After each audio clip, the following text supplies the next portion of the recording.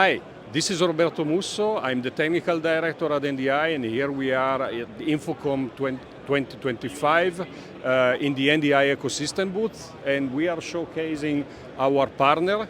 This is ROS with their amazing product that support NDI, but I hand over to JJ to.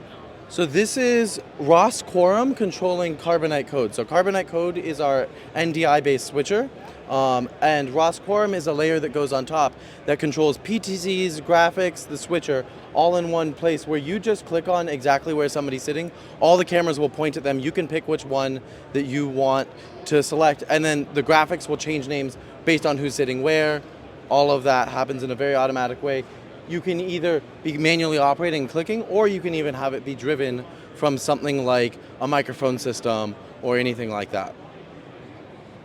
Thank you, JJ. So if you want to learn more about NDI, just visit our website, ndi.video. Thank you.